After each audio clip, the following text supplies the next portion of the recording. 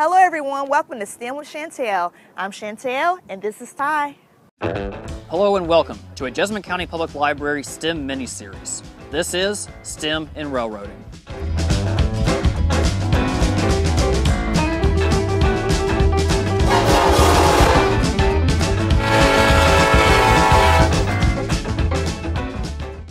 Good afternoon, my name is Metz. I'm with RJ Corman Signaling. We're located here in Nicholasville, Kentucky. We have probably a 60,000 square foot warehouse where we do signal engineering, signal wiring, component wiring.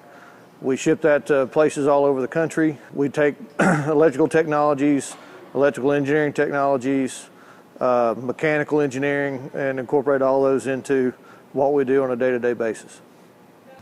I just want to give y'all a little overview. So here at RJ Corman Signaling, we do engineering. We use industry standards to determine customer standards and engineering standards to determine how we're going to build the applications. We do circuit plans that are basically drawn on paper. We submit those for approval. Upon approval, then we'll start the wiring and assembly process. The bungalow behind me is one of the locations that we've done that with. Essentially, it's a equipment shelter that houses the electronic equipment. Inside here, we have chargers that charge the batteries. We have electronic equipment and interface equipment that allow the field cable to connect to the electronics inside the house. This is all industry standard equipment. It's specialized for what we do, but it's hardened, and there's a level of vitality that's there that makes sure that everything fails safe. We don't want anything to happen where if a component fails that two trains could get together or a crossing wouldn't activate. In the signaling world, the train signals that the trains use to operate, you communicate from one end of the signal circuit to the other end by means of electronics, and that communicates information about what signal needs to be displayed and how fast the trains can go or what direction the trains can go. Then we take in crossing applications that we put there's a signal that goes out, and it has an envelope that covers where the train, and whenever a train enters that envelope, it causes the crossing to activate and the signals to come down and interface with the traffic signal system and other things. So we use RF technology, microwave technology, infrared technology, magnetometers. There's all kind of different mechanisms to accomplish that, depending on the application and what's going on.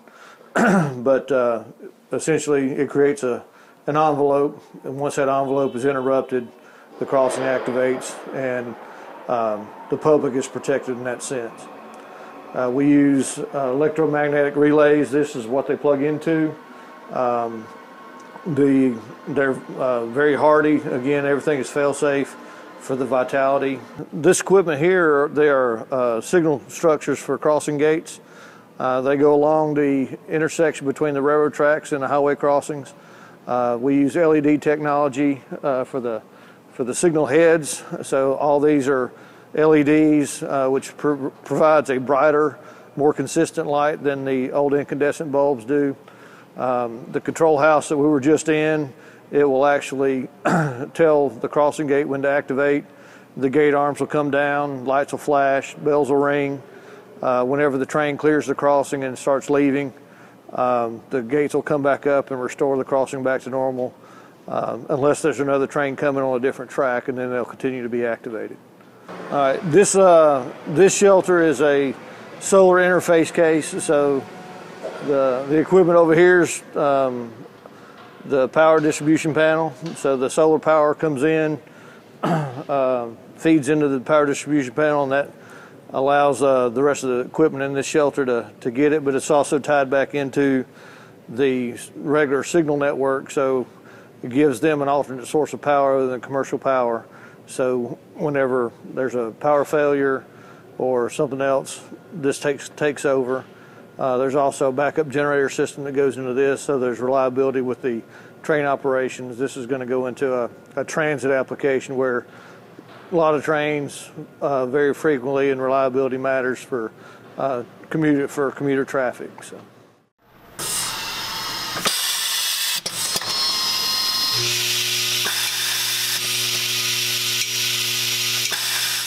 He took some of the technology from the automotive industry, ergonomics, efficiency, those kind of things, brought it into our plant to help us be better.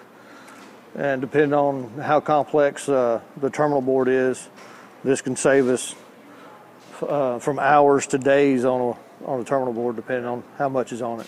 So these components would go in like this, and they'd come through and they'd put a washer on.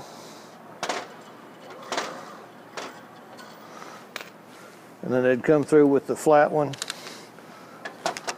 index it.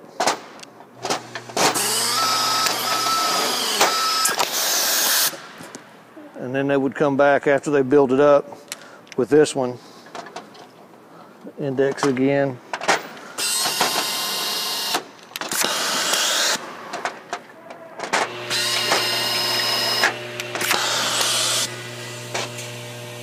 And you end up with these getting all the way down where they're supposed to be in the order that the customer requires them.